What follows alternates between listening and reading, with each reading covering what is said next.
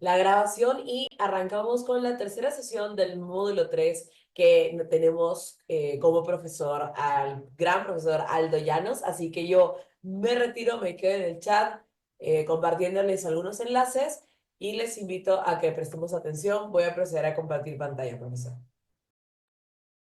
Muy bien, muchas gracias, Magda. Confírmame si el audio está ok, si es que se me escucha, si es que no hay interrupciones. Se escucha súper bien, profesor. Perfecto, perfecto. Retrocedemos unas cuantas diapositivas, por favor. Un poco más. Ahí, ahí.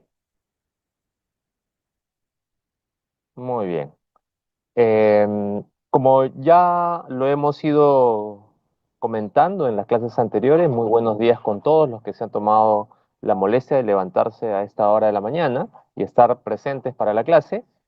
Ya saben que el modo de participar es, pueden ir escribiendo en el chat, y si alguno desea puede levantar la mano para hacer alguna precisión, también para hacer una crítica o también para hacer alguna pregunta al respecto.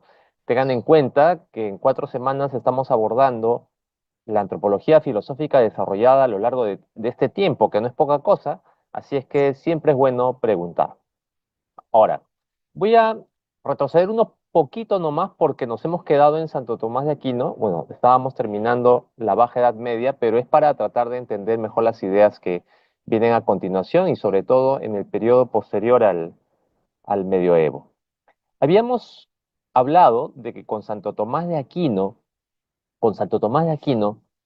eh, el entendimiento del hombre alcanza una nueva cumbre. Santo Tomás de Aquino es un gigante. Santo Tomás de Aquino es el hombre que entronca filosofía con teología y les hace ver a todos, y hasta el día de hoy, que filosofía y teología no son dos áreas de conocimiento que necesariamente deben estar enfrentadas. Pueden estar confrontadas, sí, pero existe una suerte de continuum, una continuidad. Es decir, no puede haber oposición radical entre estas, tal como más adelante en los siglos pretendió dar a entender. Ahora, Tomás de Aquino es un hombre distinto. Y quiero decir que es un hombre distinto porque él también encarnaría lo que vendría a ser un buen conservador en el correcto sentido de la palabra, tal como los comentaba y a manera de anécdota en la sesión anterior. Tomás de Aquino es pues un hombre distinto, es un chico que viene de una familia con buena posición económica y con estatus social. Tomás de Aquino es un joven que de pronto no quiere seguir las aspiraciones familiares legítimas y él desea entregar su vida a Dios como un hombre de religión, como un religioso. Y es precisamente en su tiempo cuando su familia, bueno, le dice, Tomás, entonces deberás entrar en una congregación de estas que está ya bien armada, donde jóvenes de buena posición económica y de buen estatus social ingresan. En todas las épocas siempre hay uno para personas que piensan así. Y ahí pues harás carrera, terminarás siendo abad, prior, superior, escribirás textos y enorgullecerás a nuestra familia. Pero Tomás de Aquino, por su perfil psicológico, dice, pues no, pues no, pues yo no quiero entrar a los benedictinos, que era precisamente el lugar donde su familia quería hacerlo entrar. Y él toma una decisión un poco radical, porque él dice, no, yo quiero entrar a una congregación religiosa nueva, joven, porque recién se había fundado, no hacía poco, y que tenía la característica de ser órdenes mendicantes. ¿Qué significa órdenes mendicantes? Es decir, que para poder vivir no dependía del peculio de las familias que sostenían a estos religiosos, sino que se iban a buscar la vida, aparte de la predicación del Evangelio, por calles y plazas mendigando. mendigando el día a día. Estas dos órdenes mendicantes, fundadas por dos grandes santos del medioevo, como San Francisco de Asís, que funda lo que hoy conocemos como la Orden Franciscana, y la otra es Santo Domingo de Guzmán, el santo que funda la Congregación de los Dominicos, que es precisamente el lugar donde Tomás de Aquino quiere entrar y entra finalmente. En la biografía de Tomás vemos pues un tipo que le causó muchos dolores de cabeza a sus familiares. Esto era una cosa pero inaudita para ellos. Pero a fin de cuentas, bueno, con mucha determinación logra convencer a la familia y va pues a la congregación dominica y es donde empieza también su periodo de estudios. Y como les dije también en la sesión anterior, la vida te cambia, la vida te cambia cuando te topas con un gran maestro, con un gran maestro. Y Tomás de Aquino tiene la fortuna de toparse con un gran maestro y santo posterior que es San Alberto Magno, un filósofo de aquellos. Y Alberto Magno, cuando Tomás de Aquino ya está entrando a la ratio studiorum, es decir, al proceso de estudio, y le toca investigar sobre temas, le hace una propuesta audaz, una propuesta inaudita para ese momento, pero lo que grafica precisamente qué cosa es un filósofo conservador, un verdadero conservador.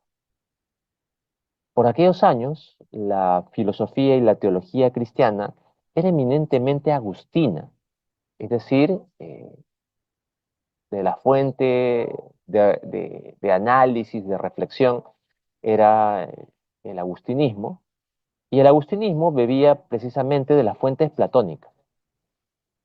Y en ese momento se tenía la idea, se pensaba que no había más que decir, es decir, con la propuesta agustina que bebía de la fuente platónica, ya está todo dicho, no hay, no hay más que agregar. Y esa es una gran tentación que no refleja precisamente el espíritu del buen conservador.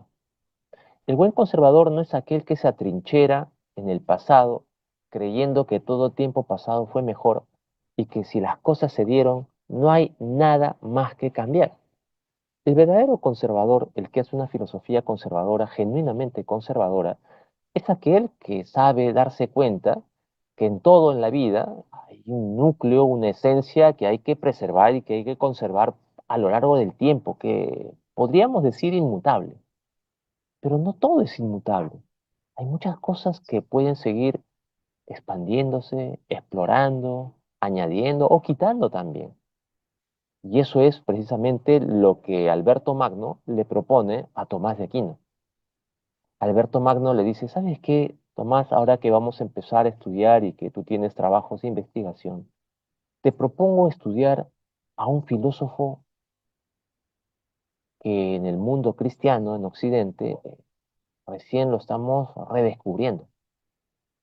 Cuando Tomás de Aquino se da cuenta de quién se trata, se pone, se pone muy preocupado y le dice, maestro, pero ¿cómo vamos a estudiar a este filósofo si este es un pagano, es un filósofo pagano y que encima tiene un agravante? Por aquellos años, el Islam había desarrollado una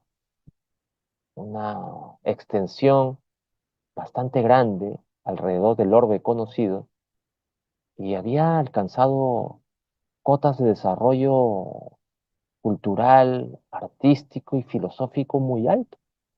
Su poderío militar era inclusive hasta más portentoso que el del mundo cristiano. Y desde la perspectiva musulmana, pues se tenía que volver musulmán todo el mundo y la Europa cristiana, en ese momento cristiana todavía, porque era el medioevo, una sociedad muy cristiana, era pues un escollo en sus planes de expansión. Y el filósofo que habían redescubierto los musulmanes, sobre todo a través del trabajo de dos filósofos llamados Avicena y Averroes, era Aristóteles. Y estudiando Aristóteles, del cual ya hemos hablado, que en términos de filosofía política nos hablaba sobre el ideal de la sociedad virtuosa, es decir, cuyos ciudadanos son virtuosos y alcanzan un alto desarrollo.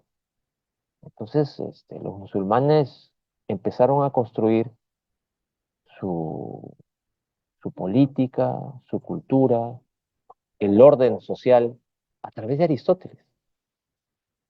Y era el Islam el enemigo número uno de la cristiandad. Y lo que Alberto Magno le proponía al joven Tomás era estudiar al filósofo del enemigo, al filósofo que amenazaba con destruir el mundo conocido hasta entonces.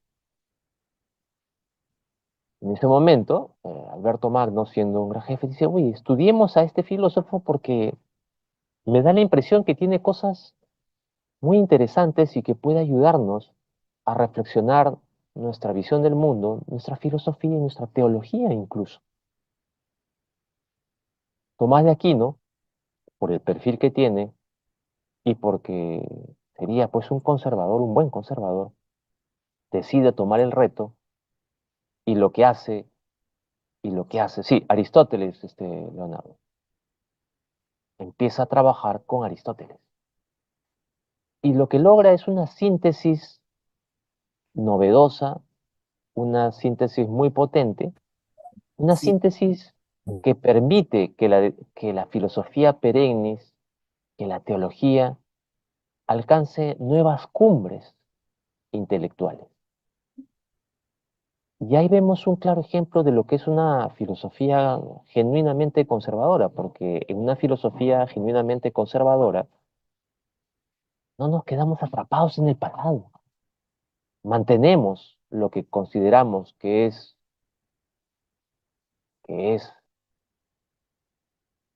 necesario mantener igual, pero el resto seguimos explorando y seguimos avanzando. Y eso es lo que hizo precisamente Tomás de Aquino. Eso es lo que hizo precisamente Tomás de Aquino. Y con Tomás de Aquino, pues, no solamente se alimenta la filosofía y la teología con las perspectivas platónicas, que es la que desarrolla Agustín de Hipona, San Agustín, sino empieza a desarrollar lo que propone Aristóteles. Aún siendo Aristóteles un filósofo que en muchas cosas no es claro. Por ejemplo, para Aristóteles el alma no está tan claro si es un alma inmaterial o procede de la materia como una suerte de consecuencia o efluvio.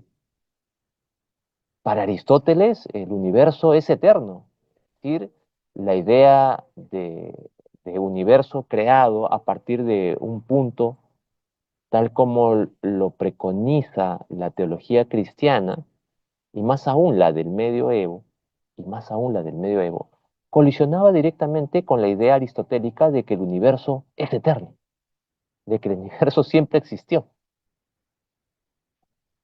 Eh, pero claro, como, como podemos ver, como podemos ver, Tomás de Aquino realiza esa síntesis y se alcanza nuevas perspectivas con respecto al entendimiento de quién es la persona humana, porque Aristóteles, como lo vimos en la sesión número uno, había perfilado una especie de distinción entre el ser y el modo de ser, que Tomás de Aquino lo lleva a su plenitud y es lo que se llama el gran aporte de la distinción real en metafísica. La distinción real metafísica es la de distinguir entre el ser y el modo de ser, entre el ser y la esencia de las cosas. Entonces, como podemos leer en la diapositiva, la filosofía de matriz cristiana empezó a superar a la filosofía árabe porque el error de interpretación aristotélico y quizás por el error de interpretación que hacen tanto los árabes como los judíos del medioevo, en este caso los grandes filósofos árabes como Avicena y Averroes, y los grandes filósofos judíos como Maimónides y Avichedrón, ellos empiezan a colocar que el núcleo más radical de la persona humana, es decir, el quién soy, no es el quién soy, sino el núcleo más radical vendría a ser Dios o el espíritu que vendría a habitar dentro de lo profundo de cada persona humana. Pero en el fondo eso es una despersonalización porque con eso anulas la libertad radical de cada quien. ¿No ves que dentro de cada uno, desde la perspectiva árabe y judía, con estos filósofos, dentro de nosotros habitaría el Espíritu de Dios, pero al ser el Espíritu de Dios lo más radical, entonces ¿dónde está nuestra libertad para poder decidir y para poder destinarnos? Porque como hemos visto, la libertad no solamente está en la esencia, a nivel de la potencia de la voluntad, es decir, la libertad de, sobre todo, también hay una libertad a nivel del ser, que es una libertad en acto puro, que es una libertad de destinación, porque es una libertad para, porque al ser únicos y irrepetibles, y al no darse el ser a nosotros mismos, entonces hemos sido creados y por lo tanto tenemos un destino, una vocación, una vocación. El problema de estos filósofos es que se desvían por ahí, pero Tomás de Aquino lo precisa mucho mejor y el resultado es mucho más acabado. Muy bien. Acá, por ejemplo, Daniel Caico interviene y nos dice, no era enemigo como tal. Sí, efectivamente, pues no era enemigo como tal, pero yo te recomiendo, Daniel Caico, y esto es una cuestión para todos, ¿ah? No solamente para Daniel, que cuando estudiamos filosofía o antropología filosófica o cualquier rama de la filosofía como ética o metafísica o lógica, siempre les recomiendo a mis estudiantes que con una mano leas el texto y con otra mano leas la biografía o la historia en el cual se desarrolla esa idea. Porque es verdad que no era un enemigo como tal, pero en el contexto histórico, tal como lo cuenta Jacques Le Goff en su historia de la Edad Media, o como el mismo Etienne Gilson, que también hace muchos estudios sobre esta época bastante luminosa que es la Edad Media en torno a la filosofía, el pueblo llano y la cosmovisión y la visión del pueblo en general era que los musulmanes estaban ahí, porque querían invadir, cosa que llega hasta el punto de estar aún triste de invadir Francia. Entonces, eh, es verdad, pues, que no era un enemigo como tal, solamente que para sostener sus sistemas políticos, sociales y culturales, ellos se sostuvieron en sus propias interpretaciones de Aristóteles, y de ahí que en el cristianismo se llega a pensar que, pues, es el filósofo del enemigo, no que Aristóteles era el enemigo, sino que era el filósofo del enemigo. Muy bien. Ahora, ¿los musulmanes lo habían estudiado para sustentar su sistema de creencias y estaban un paso adelante por esa razón? Pues sí, estaban un paso adelante, estaban un paso adelante. Los nombres de esos autores y sus... Sí, lo voy a escribir ahora para que puedan, muy bien. A ver, ahí está uno de los autores.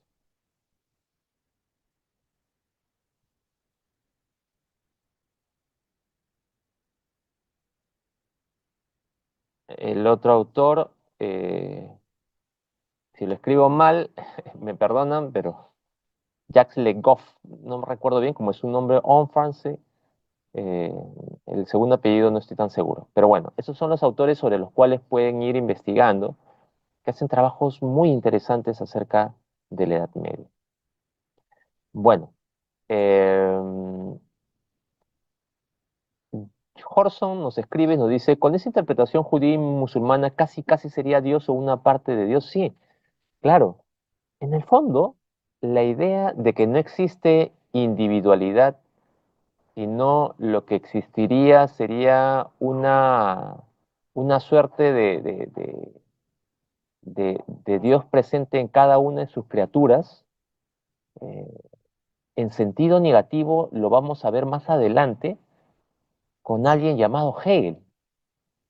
Esta idea musulmana, que podríamos decirle en positivo, en negativo lo vamos a ver en Hegel.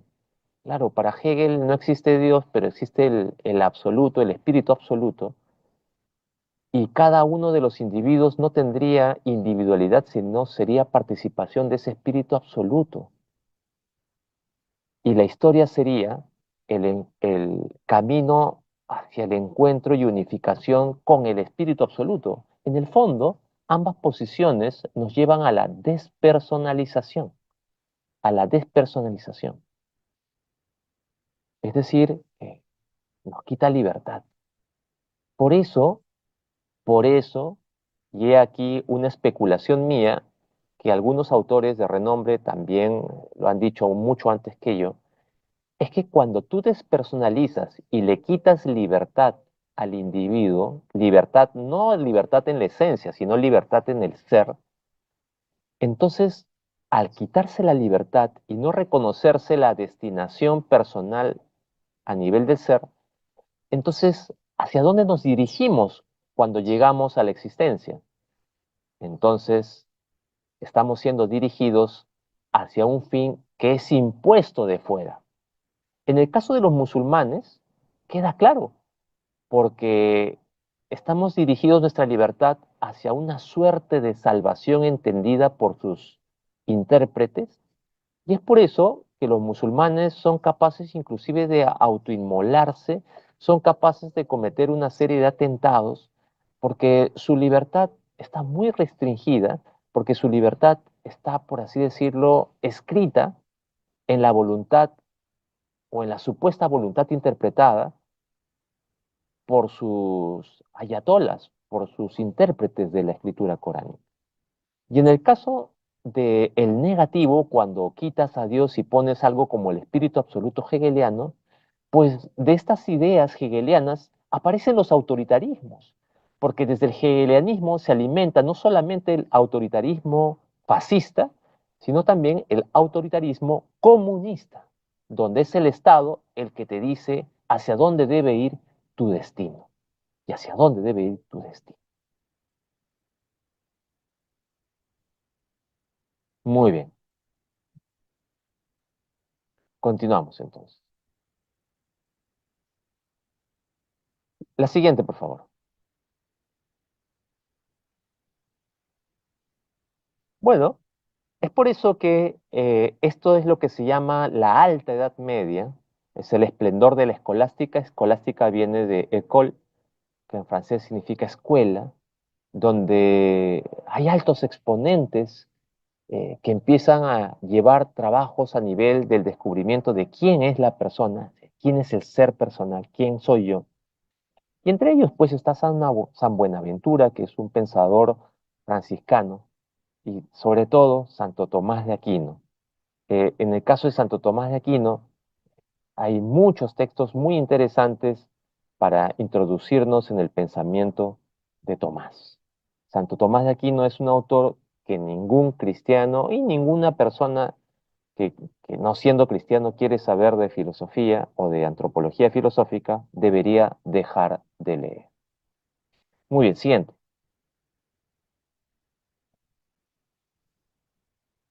Siguiente diapositiva. Ahora, esto que nos quedó un poco corto en la sesión anterior, es un tema que hay que pensarlo porque la vida es la vida y Tomás, que estaba proporcionándonos estos grandes hallazgos a nivel antropológico, Tomás muere joven, no había ni llegado ni a los 40 años y muere joven Tomás. Y la vida es la vida, y lo digo en ese sentido porque entre franciscanos y dominicos, si bien es cierto, sus fundadores fueron muy buenos amigos, Santo Domingo de Guzmán y San Francisco de Asís fueron muy buenos amigos, con el tiempo, franciscanos y dominicos se convirtieron en la vanguardia del pensamiento y de las misiones y del desarrollo y expansión del cristianismo en la Europa occidental y el mundo conocido, eh, al estar dañados por el pecado original, pues también aparecen los celos y también aparecen las rivalidades, y eso es precisamente lo que ocurrió. Los franciscanos empezaron a proponer sus propias interpretaciones y hallazgos e investigaciones filosóficas, mientras que los dominicos empezaron a seguir la línea tomista. Pero en el mundo franciscano hubieron dos pensadores eh, que empezaron a cobrar relevancia y que obviamente estaban siendo aupados por la congregación franciscana que hacía grandes misiones por todo el mundo. Me refiero a Juan Duns Scoto y a Guillermo de Ockham. El problema es que Duns Scoto, menos que Guillermo de Ockham sobre todo ya con todas sus letras, empiezan a desarrollar una filosofía, una antropología filosófica con tintes escepticistas. Para Guillermo de Ockham, empieza a pensar que la voluntad prima sobre la razón, la voluntad prima sobre la razón, que la voluntad es una potencia que es más importante que la potencia de la razón, que la inteligencia, y para él entonces el bien está sobre la verdad y por ende sobre el ser. Esto es el punto de partida de lo que se llama voluntarismo. El voluntarismo, al entenderlo de esta manera, es decir, al entender de esta manera, empiezas a situar el quién soy, no en el ser personal, sino va a empezar lentamente a quedarse el ser personal identificado con la voluntad. Es decir, yo soy lo que quiero. De ahí se entiende que lastimosamente con la muerte de Tomás de Aquino, los franciscanos terminaron imponiéndose sobre los dominicos, y las tesis de Duns Scoto y de Guillermo de Ockham son las que finalmente predominan, tienen dominio hegemónico en el mundo cristiano de las ideas. Y esto tuvo consecuencias. Y esto tuvo consecuencias. Precisamente, Martín Bernabé dice, Scoto y Ockham son las semillas de la modernidad filosófica. Exactamente. Porque a través de ellos va a empezar a germinarse las ideas que terminarán decantándose en eso que llamamos modernidad. Siguiente. Entonces, la modernidad no llega del cielo, por así decirlo, no llega intempestivamente, es un proceso. Y este proceso empieza a ocurrir con la llegada del humanismo y el renacimiento, que es como que el caldo de cultivo en el cual la modernidad va a cuajarse finalmente. Siguiente. ¿Qué es el humanismo? Bueno, el humanismo, estamos hablando al periodo entre el siglo XIV al siglo XVI, es una reflexión que empieza a centrarse pensando en el hombre, pero en cuanto a sus saberes prácticos. Es decir, empieza a pensarse que lo que el hombre hace con su voluntad, ahí se empieza a notar la influencia ocaniana. eh, entonces eso es lo que hay que ponerlo en el centro. Es decir, las manifestaciones que ayudan al hombre a vivir en sociedad sería lo más importante de estudiar. Al comienzo, como todo en la vida, como lo vamos a ver, los pensadores tienen una matriz cristiana, es decir, Petrarca, Erasmo de Rotterdam y Juan Luis Vives son pensadores cristianos, pero que están dirigiendo la flecha no tan certeramente, no tan sinceramente. Es ahí donde empieza a aparecer el humanismo. Pero si empezamos a centrar la mirada y el estudio sobre los saberes prácticos, es decir, sobre aquello que el hombre realiza, y empezamos a dejar de mirar el ser, entonces es evidente que con el tiempo el centro de nuestros pensamientos no va a ser el ser y aquello que da sustento al ser, que es lo que ocurre en la Edad Media, sobre todo en la Alta Edad Media, donde se forma la cristiandad como ideal social, pero donde la antropología filosófica está bien perfilada y la teología también. Con esto, por la influencia de Guillermo de Ockham y por centrar el ser en la voluntad, y como en el humanismo empezamos a poner el énfasis en los saberes prácticos, entonces con el tiempo esto va a terminar decantándose en considerar que el centro de nuestras reflexiones ya no es el ser ni el que sostiene al ser, que es Dios, sino el centro va a ser el hombre. Entonces, en este punto es donde que el centro de nuestras reflexiones pasa a ser el hombre, el hombre. Siguiente, siguiente diapositiva. Ahí vemos quiénes son estos principales cultores, todos ellos cristianos. Siguiente. Y con eso, pues el Renacimiento queda claro. El Renacimiento es un movimiento cultural, no solamente filosófico, sino también profundamente artístico, donde de pronto vemos claramente cómo en las artes dejamos de colocar a Dios y lo que está relacionado al pensamiento religioso, ya no como el fin de todas nuestras artes.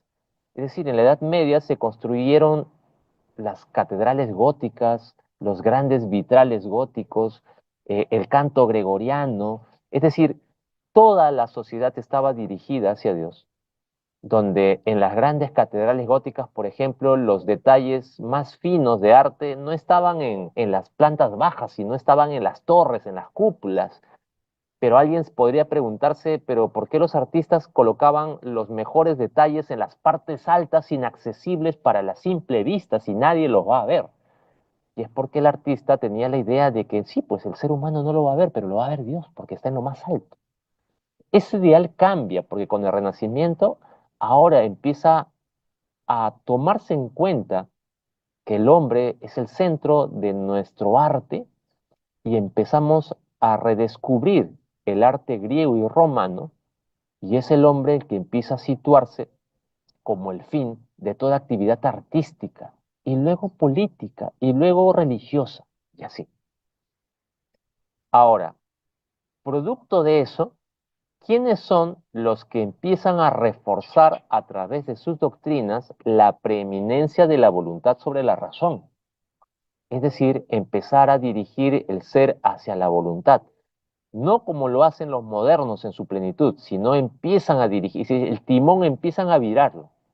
Sobre todo es Lutero y Melanchthon, que son los padres de lo que se llama fideísmo, Maquiavelo, porque empieza a desarrollar el utilitarismo, es decir, para Maquiavelo, con su clásica, es que el fin justifica los medios.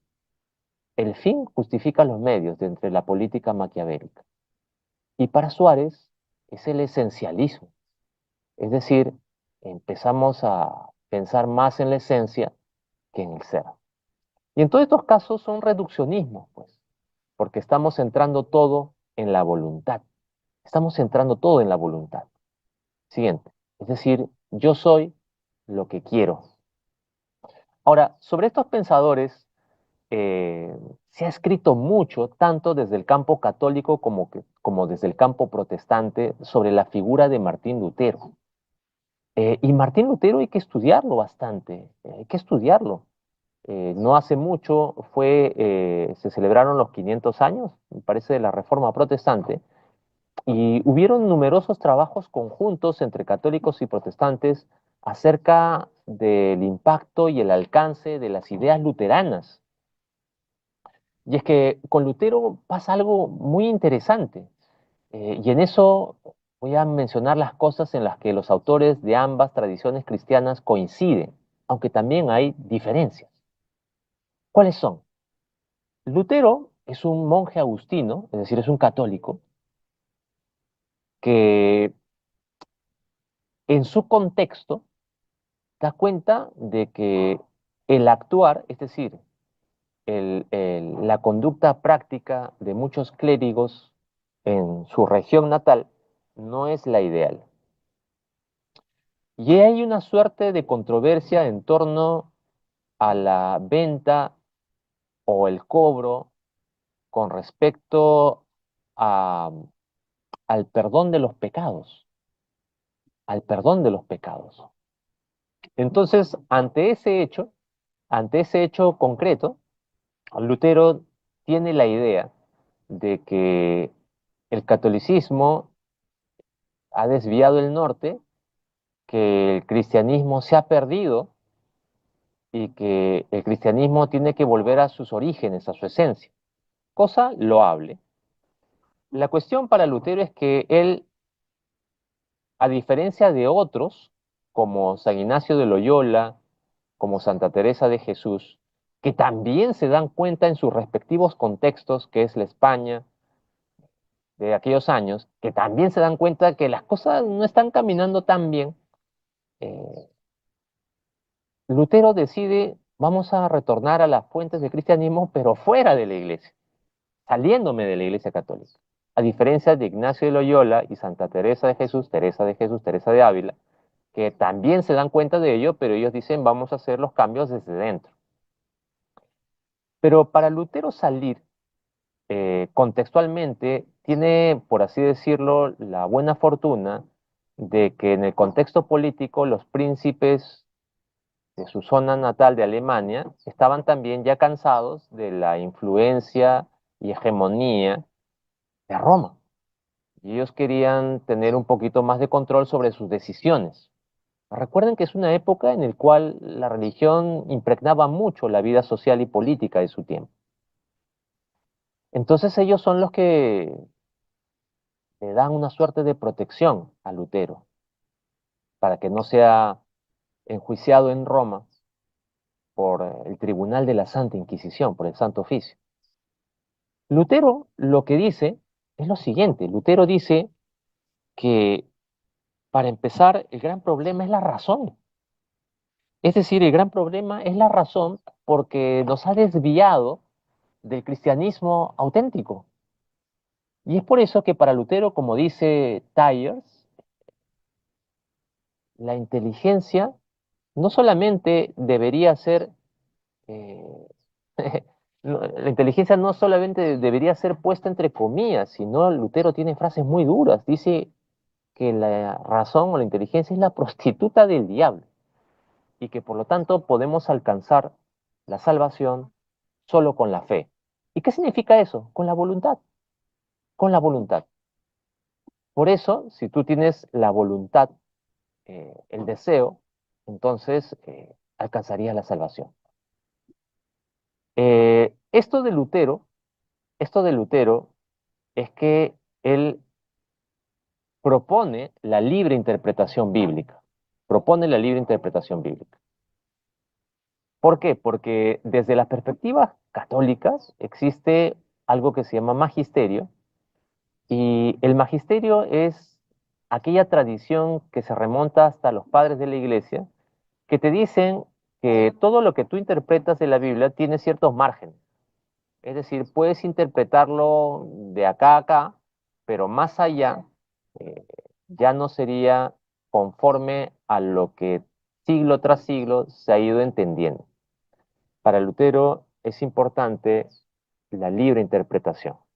Quizás eso explicaría, quizás eso explicaría el por qué la iglesia luterana con el tiempo pasó a ser tres, cinco hasta el día de hoy, donde las iglesias protestantes son muchísimas, muchísimas.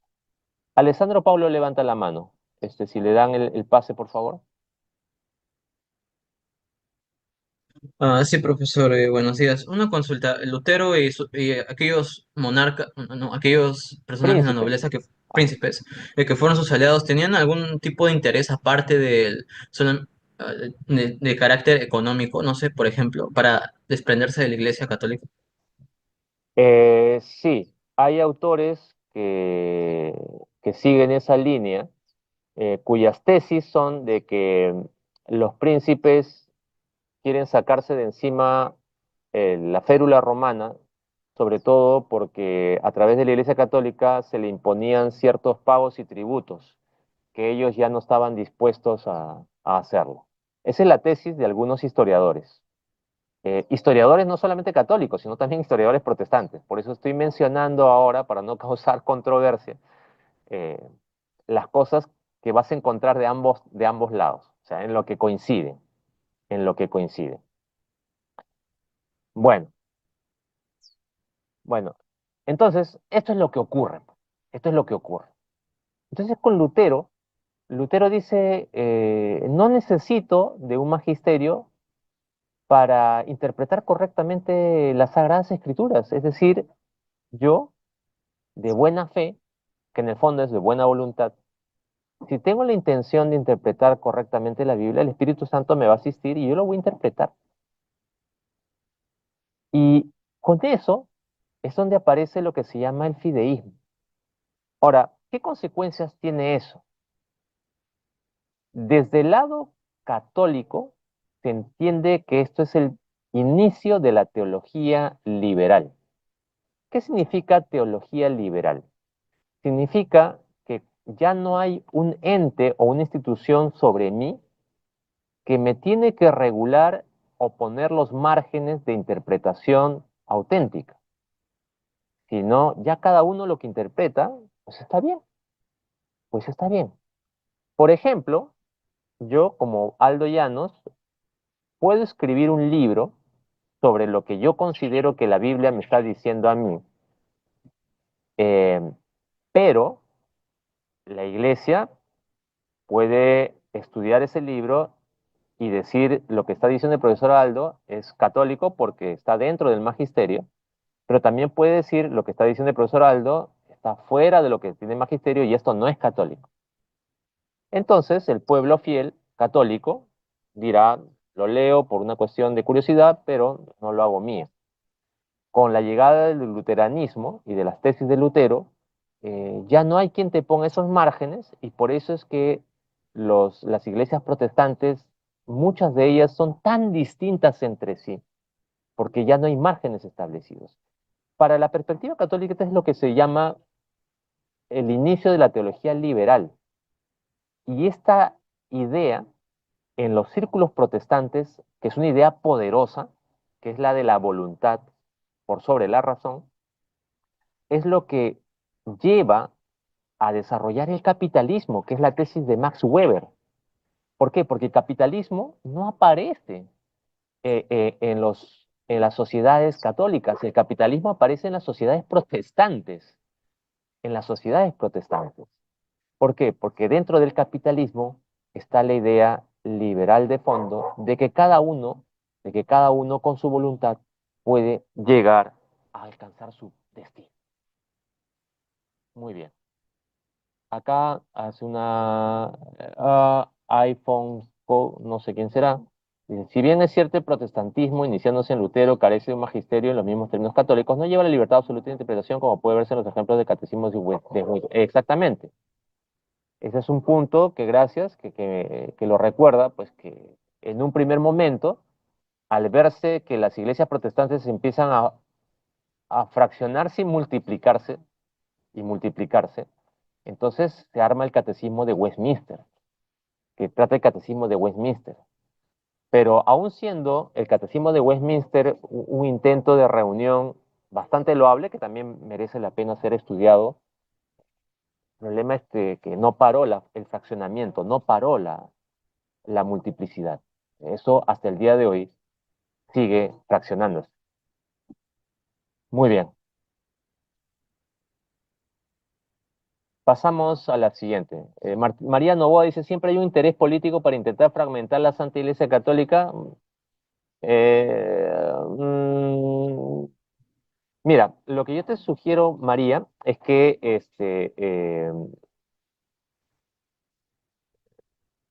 interés político hay, pero para todo. No solamente para, entre comillas, fragmentar la Iglesia Católica, ¿no? O sea, hay interés político para todo. Podría hacerlo, sí, pero verlo en un sentido grandilocuente, tal como lo proponen algunas personas en YouTube, no considero que sea tal. Interés, sí, pero como un gran interés ahí para destruir, me parece que es más una narrativa más política de algunos cultores en YouTube. Eso. Bueno, entonces, eh, el naturalismo, ¿qué es el naturalismo? El naturalismo surge también por aquellos tiempos. El naturalismo nos dice que lo real es lo natural. Y con eso niegas con ello a Dios y a la moral con sus consecuencias culturales. Con este tiempo, con este tiempo, la influencia de Ockham cristaliza en Lutero y los demás, y empiezan a aparecer pensadores que también son cristianos, pero que empiezan a dirigirse y a crear corrientes que ya no se parecen a las de la Alta Edad Media. Ahí es donde aparece el naturalismo, donde hay personajes como Bernardino Telesio, Giordano Bruno y Tomás Campanella. Tomás Campanella. Eh, Kenia, levantaste la mano, por favor. Me gustaría escucharte. Estás Sí, muteada, Kenia. profesor. Sí, Sí, buenos días, profesor. Tengo una duda respecto al tema de la razón y la voluntad, sí, ya que estamos desarrollando que a través de Ockham, por ejemplo, se prima la voluntad y que eso también se ve reflejado en lo que está postulando Lutero. Sin embargo, hace unos días tuve una clase de filosofía, introducción a la filosofía moderna, en la que bien. menciona que por el contrario, lo que representa a esta filosofía es la razón.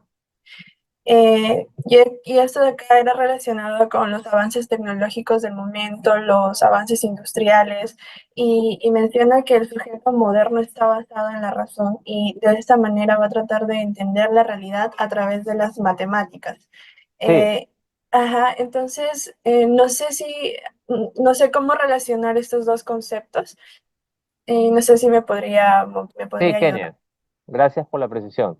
Sí, lo que vas a darte cuenta es que estamos en los albores de la modernidad y la modernidad es racionalista. Pero este racionalismo aparece precedido por este cambio, este viraje. Es decir, si en la Edad Media todavía podíamos distinguir con el aporte de Tomás de Aquino entre el ser y la esencia, entre el ser y la esencia, eh, con la llegada y la preeminencia de Ockham y luego con Lutero, eso se desvía hacia la voluntad. Dejamos de centrar al quién soy en el ser y lo colocamos en la voluntad. Rápidamente va a surgir otro movimiento que te diga, no, no, no está en la voluntad, está en la razón. O sea, ya se ha oscurecido el ser y es ahí donde pasamos al racionalismo. Y en el siglo XIX, Kenia, vamos a volver a la voluntad con Nietzsche. Y ahí vamos a estar dando, por así decirlo, de tumbo en tumbo, porque el racionalismo ya es propio de la modernidad, como va a venir a continuación de esto. Estoy haciendo una suerte de línea de tiempo. Está bien, profesor, gracias. Y de alguna manera entonces se contradice con esto de que el cambio de paradigma debe ser lento, porque aquí pareciera que hacen un cambio rápido, ¿no? No, lo que pasa es que por cuestión de tiempo, como le expliqué, lo estoy haciendo, lo estoy haciendo apresuradamente, pero sí, pues esto toma tiempo, ¿no? Toma tiempo. Y no es como cajas bien marcadas, ¿no? O sea, hay influencias que hay zonas de transición del pensamiento. Muy bien, continuamos. Bueno, ahí vemos, inclusive, pues, los tres eran clérigos dominicos que proponen el naturalismo. Siguiente. Y es así que llegamos a la modernidad. Los naturalistas, al darse cuenta, pues, que no podemos ser lo que queremos, es decir, no podemos estar situando el ser en la voluntad, entonces lo único que les queda es apuntar hacia la naturaleza, es decir, lo real es lo natural y no hay más. Y en ese caldo de cultivo, de pensamiento, en el fragor de las ideas, donde surge la filosofía moderna, el modernismo. Siguiente.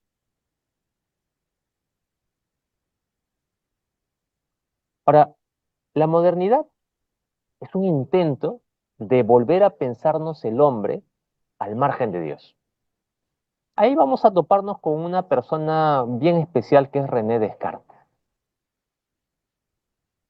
En este caso, vamos a ver qué es lo que ocurre, porque ahora el hombre es el fundamento del hombre, que es el legado del humanismo y del renacimiento. Eh, ya no se habla de persona, se habla de hombre como concepto, con la llegada de la modernidad. Siguiente.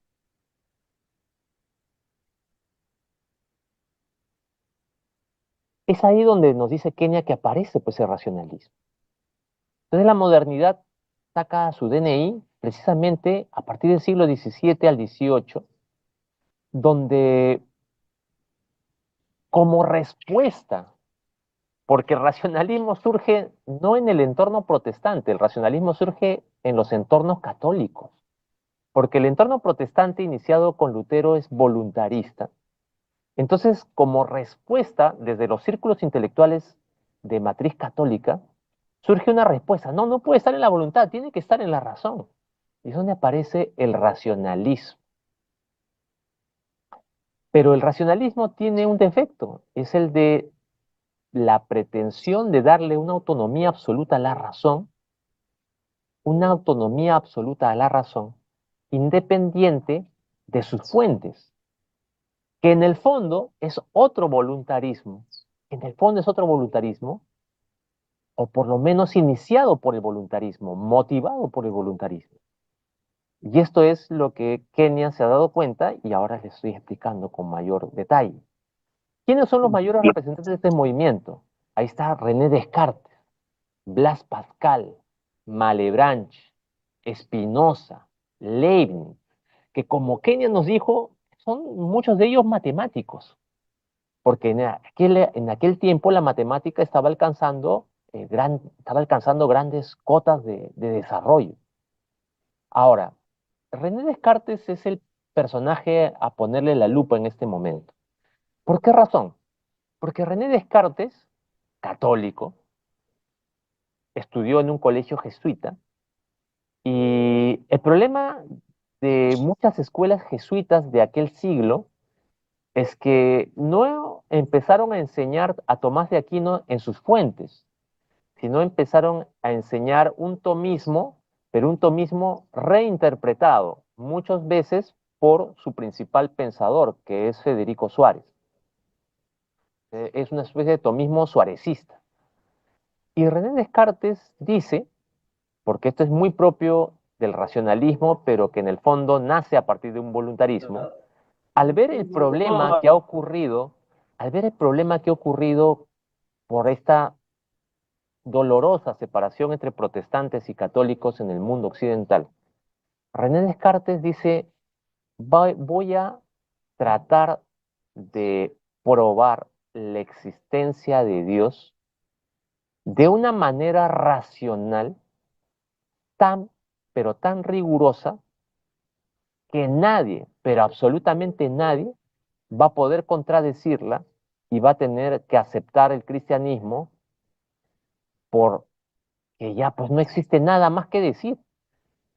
Descartes, que desarrolla el método cartesiano, pensaba que a la manera matemática, es decir, donde uno más uno es dos y nada más que discutir, o sea, ¿qué vas a discutir de uno más uno es dos? Eso tú puedes, mira, yo opino, o sea, no hay que yo opino, o sea, uno más uno es dos y ya está. De esa manera, a la manera matemática, es decir, a la manera racionalista, Descartes proponía una forma de llegar a comprender y entender que existe Dios. Y ese es el punto de partida racionalista. Y René Descartes en su antropología empieza a perfilar algo que hasta ese momento no se había notado con claridad. Para Descartes existe la res cogitans y la res extensa. Es decir, entiende que por un lado somos razón y por el otro lado tenemos cuerpo, pero no están integrados, sino están como en cajas separadas. Por eso es que Descartes es famoso por su frase, pienso y luego existo. Pienso y luego existo. El ser no está por ningún lado. Él pone la preeminencia del quién soy en la razón, en la razón. Pero como lo digo, en el fondo es un voluntarismo, porque él desea que sea así. el punto de partida del racionalismo es el voluntarismo. Es el voluntarismo. Ahora, ¿Descartes tenía buenas intenciones como buen voluntarista? Pues sí, pues Descartes tenía buenas intenciones, quería la comprobación de la existencia de Dios de una manera racional tal que pues nadie va a poder contradecirlo. Pero el problema es que ocultas al ser personal y en el momento en que tú ocultas el ser personal, ocultas a la divinidad que la ha creado y que la sostiene en el ser. Ese es el problema con René Descartes. Luego de René Descartes, Blaise Pascal, que es otro gran científico y matemático y filósofo de su tiempo, también coloca la dignidad en el pensar, es decir, la dignidad del hombre no está en que es un ser creado por Dios, semejante a Dios, sino para Pascal la dignidad está en que puede pensar. Es decir, que si los animales no piensan, nuestra dignidad está en el pensar. Para Malebranche, que es otro católico, pero un católico de su tiempo, él dice que entre alma y cuerpo no hay conexión natural, es decir, somos como seres partidos. Spinoza, este judío, el alma no existe y lo que existe es pensamiento. Y el pensamiento está en la voluntad, un voluntarista más al extremo. Y Leibniz, que es otro matemático, también también fusiona el alma y el cuerpo, solamente que para ellos funcionan sincrónicamente por separado. Ahí aparecen los dualismos. Ahí aparecen los dualismos con el racionalismo. ¿Se dan cuenta el problema y las consecuencias que ocurren cuando olvidamos el ser, cuando no nos fijamos en el ser personal y en el quién soy y empezamos a quedarnos solamente con la esencia? Todos ellos tenían buena voluntad, todos ellos tenían buenas intenciones, pero todo esto va a traer consecuencias. Ese es el problema de las ideologías, es el problema de estudiar tu carrera profesional sin estudiar antropología filosófica, porque sin querer queriendo y con la mejor intención, puedes estar pensando que el ser o el quién soy se encuentra en tu razón, se encuentra en tu voluntad o se encuentra en tu cuerpo. Es decir, van a llegar a pensar que yo soy lo que pienso de mí, o yo soy lo que quiero de mí, o yo soy el cuerpo que tengo. Y eso lo vemos desde los comunismos, a los fascismos, a los liberalismos, en la ideología de género. Son personas bien intencionadas, pero desnortadas. ¿Por qué? Por una insuficiente antropología filosófica que le da un correcto ordenamiento a todo lo que han desarrollado en sus carreras profesionales. Por eso es que este curso empieza. Por eso es que este curso empieza y luego vienen todos los demás. Siguiente.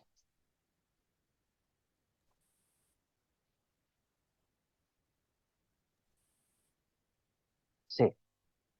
Entonces, el problema con Descartes es que hay una visión bastante racionalista del hombre, eh, donde lo ideal sería la autoconciencia y las metas y los planes individuales, es decir, el hacerse a uno mismo, que es propio de la herencia racionalista.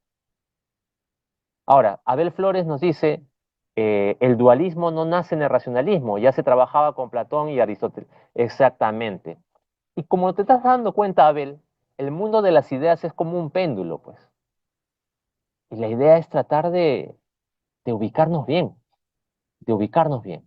Álvaro Valverde nos dice, y en parte este racionalismo cartesiano con respecto a Dios no es una consecuencia de la teología natural propuesto por la escolástica, a diferencia de la postura reformada que no cree que es posible conocer realmente a Dios sin que la revelación especial sea quien dirige este conocimiento. Sí, en parte tienes razón, Álvaro. ¿Por qué razón? Porque la escolástica no es, como lo he dicho y como lo dije hace un rato, ¿qué es un verdadero conservador? El verdadero conservador sabe que hay un núcleo que hay que mantener, pero hay que seguir explorando, eso no acaba. El problema es que hay mucha gente que pensó que luego del tomismo y la escolástica no hay nada más que decir. O sea, Álvaro, yo no sé si tú serás católico o protestante, pero inclusive hay sectores dentro de la Iglesia Católica que piensan que después de Tomás de Aquino no hay nada más que pensar. Y sí hay muchas cosas que pensar, como lo veremos más adelante. Y eso obviamente trae consecuencias. Y eso obviamente trae consecuencias. Dayan, profesor, ¿cómo puedo explorar más sobre el verdadero conservador? Bueno, yo pienso que Miklos tiene una frase que lo especifica muy bien. Miklos dice que el conservador no es parte de una doctrina. Y es verdad. El conservador, más que una postura o el asentimiento a una serie de ideas, el conservador es tener una actitud de saber que hay cosas que hay que conservar, pero que hay cosas que hay que seguir explorando, estudiando, integrando. Es decir, el conservador no es una persona que vive de los fósiles del pasado, atrapado en el pasado. El conservador está abierto al futuro, está abierto a la novedad, pero sigue una máxima paulina. Examínenlo todo y quédense con lo bueno. Y quédense con lo bueno. Sí. ¿Algún libro sobre antropología filosófica? Bueno, Magda, si estás por ahí, Sí, puedo profe. compartir algunos textos en PDF para que los compartas a los muchachos. Perfecto, yo lo subo a la plataforma de estudiantes.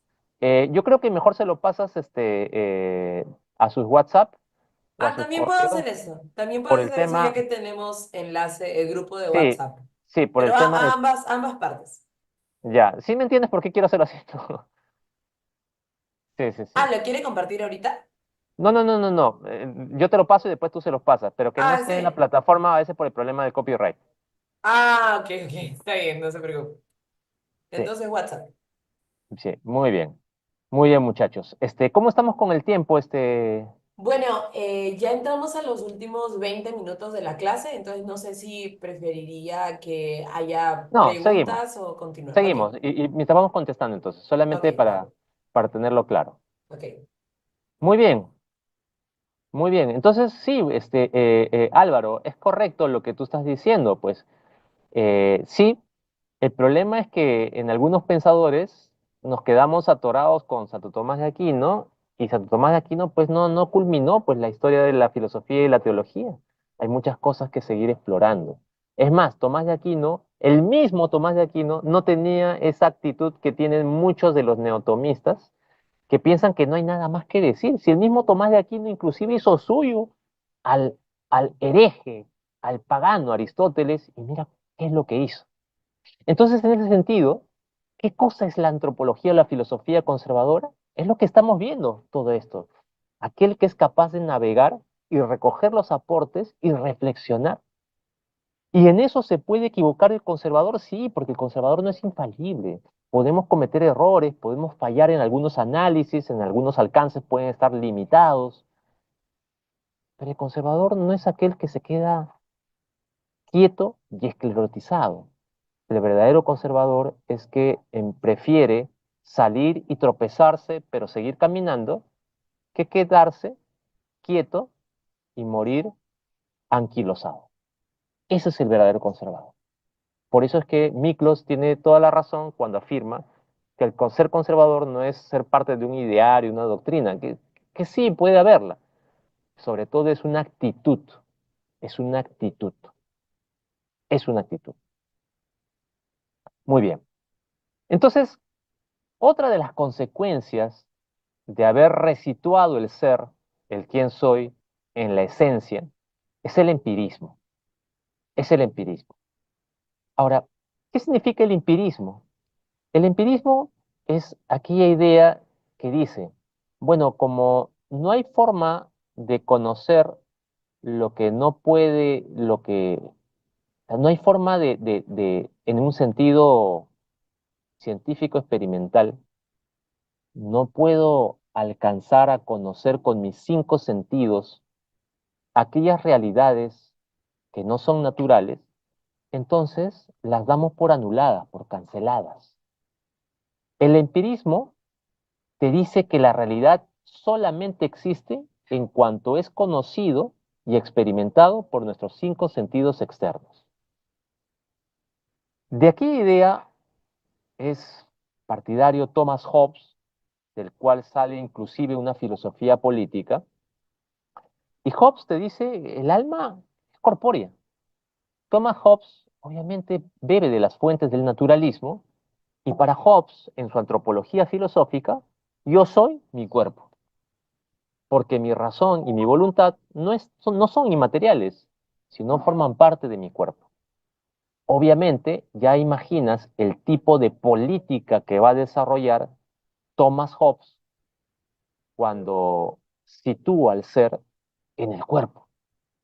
Para John Locke, otro británico, no hay distinción entre lo que se conoce con los sentidos de lo que se conoce con la razón, o sea, lo iguala. Y para Berkeley, quien por lo menos defiende la inmaterialidad del alma, tampoco logra proponer algo distinto. Hume reduce toda la realidad a las experiencias sensibles. Todo esto nace en el caldo de cultivo del naturalismo y sobre todo porque por aquellos años empieza a cobrar su propio estatuto epistemológico las ciencias naturales. Y las ciencias naturales propone en un primer momento un método al que se suele llamar método científico, aunque para el siglo XXI ya no podemos hablar del método científico, sino de una serie de métodos científicos. Se propone por medio de la razón un método para llegar a verdades que pueden ser comprobables y por lo tanto asentidas por nosotros. Ahí te das cuenta la huella de Descartes. Descartes, para poder conocer las realidades, tenemos que hacerlo de tal modo que la razón no dude, que sea irrefutable. Y el conocimiento científico nace muy alimentado por el racionalismo, porque mediante el método científico se busca el modo de comprobar una hipótesis para que llegue a ser una verdad. Y ahí también bebe el empirismo. Siguiente.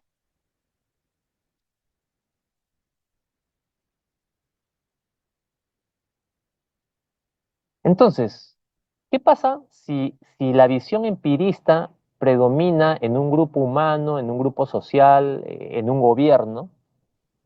Entonces, con una visión empirista, cualquier doctrina política, económica, sociológica, será diseñada con un marcado énfasis en el análisis de la realidad mediante el método científico experimental y su cuantificación.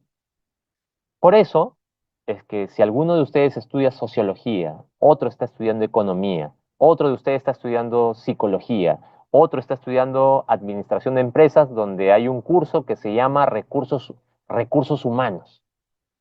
Este, lee bien, lee bien siempre tus manuales y ahí vas a darte cuenta qué antropología está detrás, qué antropología está detrás.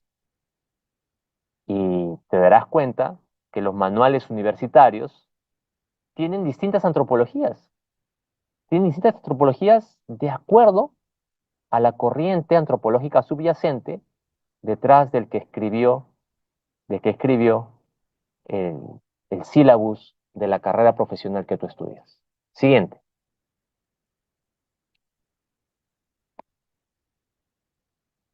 El mecanicismo es otra de las corrientes, eh, que nace a partir del siglo XVII al siglo XVIII, donde empiezan a entender al hombre como si fuese una máquina. ¿Quién es el representante del mecanicismo? Pues Isaac Newton, que también era cristiano. Hay un dicho, no recuerdo quién lo dijo, pero que Juan Pablo II le gustaba recordarlo siempre. Y Juan Pablo II dijo que las herejías y las grandes ideas controversiales en la humanidad siempre, pero siempre han sido ideas cristianas que se han vuelto locas. Porque si te estás dando cuenta, todos los pensadores que están detrás de estas corrientes de pensamiento que hacen en cierta manera problemáticas a las sociedades contemporáneas, son pensadores cristianos, pero con unas ideas que, como vemos, han vuelto locas, ¿no? En el mecanicismo, para este gran científico que fue Isaac Newton, el hombre solamente puede surgir dentro de dos absolutos, el tiempo y el espacio. Claro, porque la materia, si no hay materia, no hay tiempo y no hay espacio. Por lo que su aparición está determinada por la mecánica del universo como condición inicial. El mecanicismo es entender que el universo tiene una suerte de mecánica, la cual puede descubrirse mediante un idioma que vendría a ser la matemática expresada a través de leyes universales. Con el mecanicismo, entonces, se llega, producto del mecanicismo, a entender una teología donde Dios es el que crea el ser de cada uno de nosotros, se limpia las manos y se va a descansar y nos deja ahí. Eso es lo que tiene como consecuencia el mecanicismo. Entonces, si Dios se desentiende una vez que nos ha creado porque todo ya está mecánicamente como una máquina bien ajustada, ¿qué nos queda a nosotros? Simplemente seguir ese mecanismo. ¿Dónde quedó la libertad ahí? No. Lo que hay que descubrir es el mecanismo del universo y con el mecanismo del universo y del mundo natural es que debemos actuar. Y nuevamente la libertad se borró porque la libertad del ser ya no se ve. Siguiente.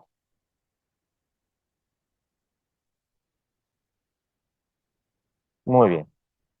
Ahora, con el mecanicismo, lo que habría que descubrir es el potencial de las personas. ¿No ves que somos parte de un entramado mecánico ajustado? Entonces nuestro destino ya estaría predeterminado, ya estaría predeterminado.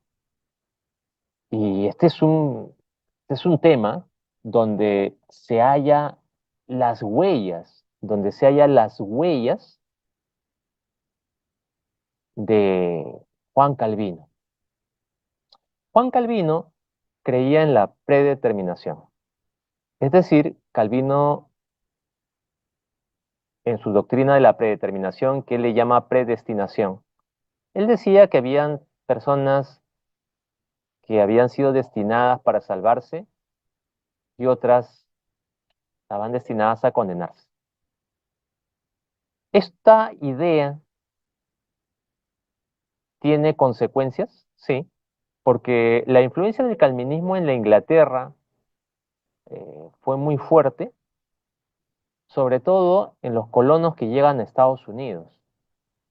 Y esto, que aparentemente no tiene ninguna consecuencia práctica, sí la tuvo.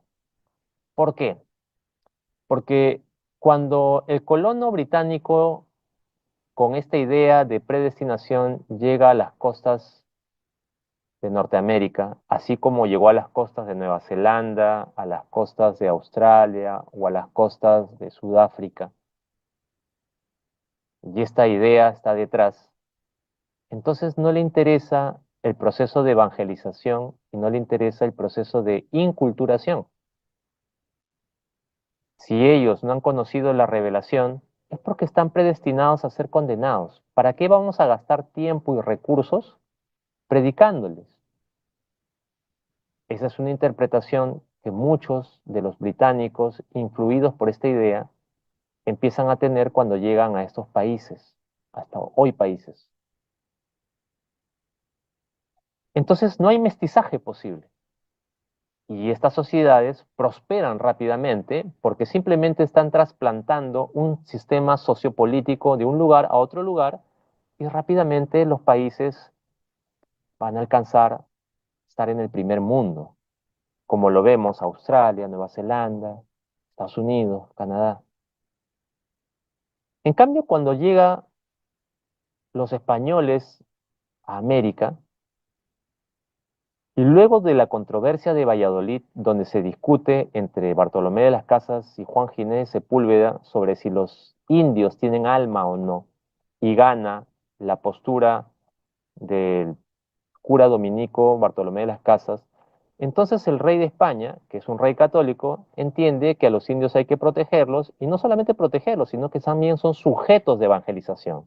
Entonces las órdenes religiosas empiezan a evangelizar, a hacer misiones a lo largo y ancho de todo el continente americano, y en las colonias españolas de ultramar como Filipinas. Y ahí es donde empieza el proceso de mestizaje, es decir, el blanco español puede formar familia con la India y surge el mulato, el indio puede mezclarse con la gente negra y surge el sambo, y aparece el Perú y aparece Latinoamérica. Nuestra comida, nuestra música, nuestra forma de entender el mundo es producto de un mestizaje. En cambio, en Estados Unidos no pasó eso, en Australia no pasó eso, en Nueva Zelanda no hay mestizaje. En Norteamérica los indios fueron arrimándolos cada vez más, cada vez más, cada vez más, al punto de encerrarlos en las reservas indias.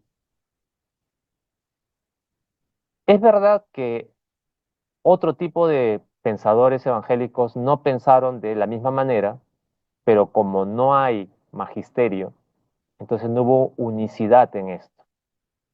Pero ya las cosas habían estado dadas. Por eso es que no hay mestizaje en estos países. Y esto se puede ver claramente en la influencia que tuvo en Isaac Newton, porque Isaac Newton también creía en una suerte de predeterminación de nuestras vidas. Siguiente.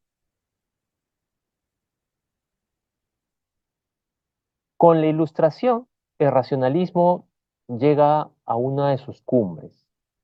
La Ilustración, que es un movimiento de la modernidad en el siglo XVIII, propuso la autosuficiencia de la razón. Cuando tú colocas antropológicamente al ser en la razón, es decir, yo soy lo que pienso de mí, si yo creo que Dios no existe y tengo razones, pues Dios no existe. Y esta es una de las consecuencias prácticas de la Ilustración. Ahora, ya no dependo de ninguna autoridad. Y esto deriva en una suerte de moralismo, secularismo, laicismo. Esas son las herencias de la Ilustración, que es un movimiento de pequeños burgueses en reacción contra las monarquías absolutistas, dicho sea de paso, donde el poder de la religión católica estaba muy unida a los grandes poderes políticos y económicos. Y son las grandes clases medias de comerciantes y mercaderes que deciden apartarse de eso, pero apartándose inclusive del cristianismo.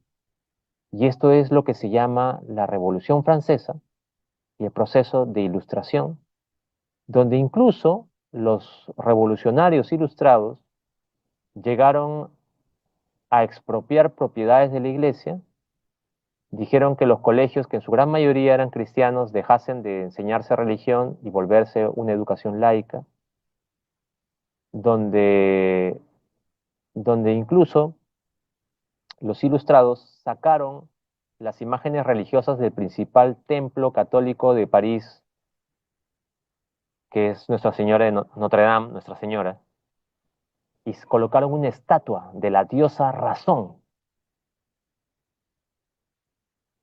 Acá destacan miembros como Diderot, D'Alembert, Voltaire, Montesquieu, profundamente antirreligiosos y anticatólicos. Una vez que sitúas el ser en la razón, al oscurecer el ser, oscureces también al creador del ser, a Dios. El racionalismo va a terminar siempre en secularismo y, cómo no, en agnosticismo o ateísmo. Siguiente.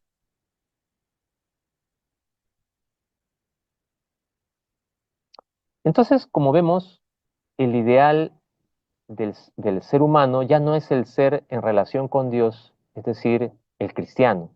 El ideal ahora es el del ciudadano.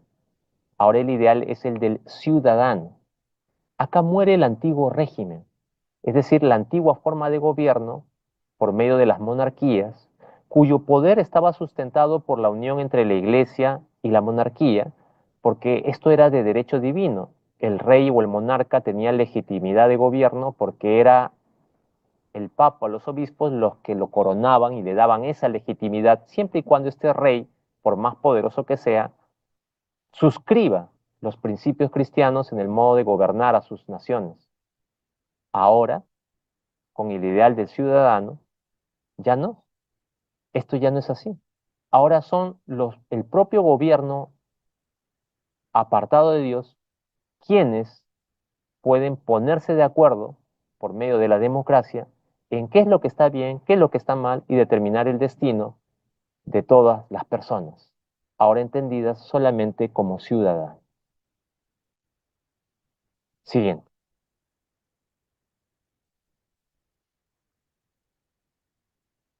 Cuando llegamos a este tiempo, hay un pensador, gran pensador, porque tampoco es uno de los, está dentro del top 10 de los principales pensadores de todos los tiempos, que es Immanuel Kant.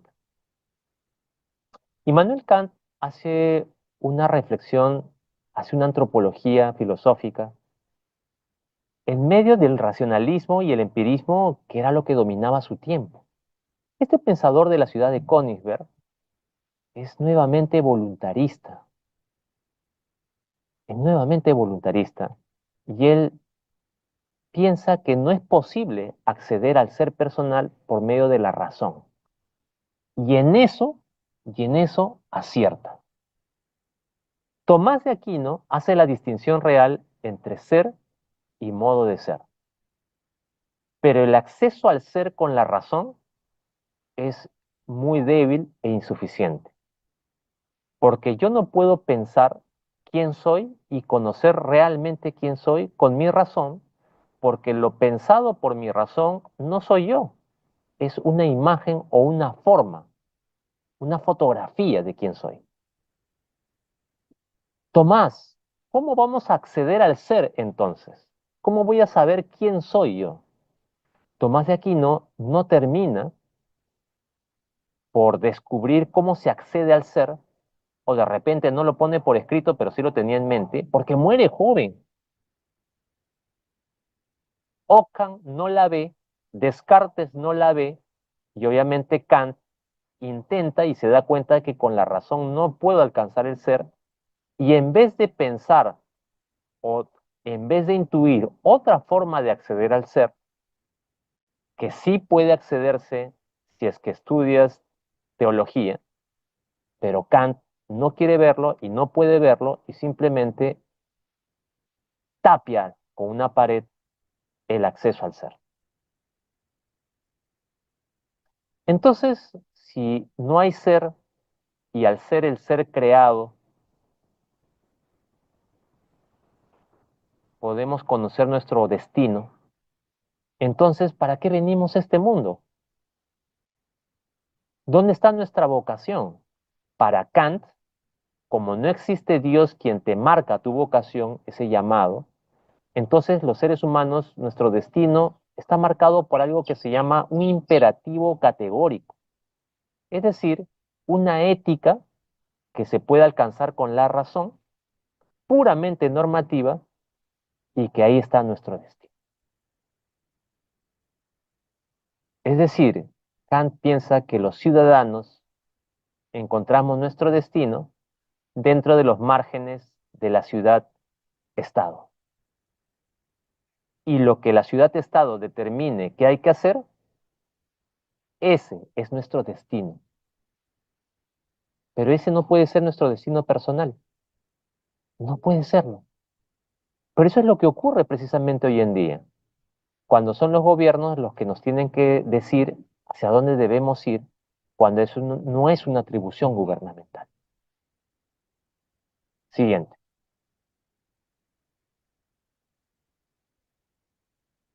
Siguiente.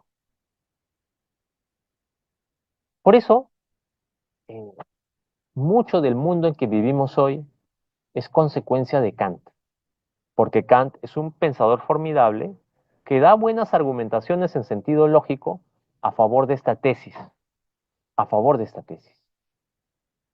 Y el mundo ya empieza a prefigurarse todavía más con el pensador que va a venir a continuación, porque de él nacen las antropologías marxistas y liberales propiamente dichas.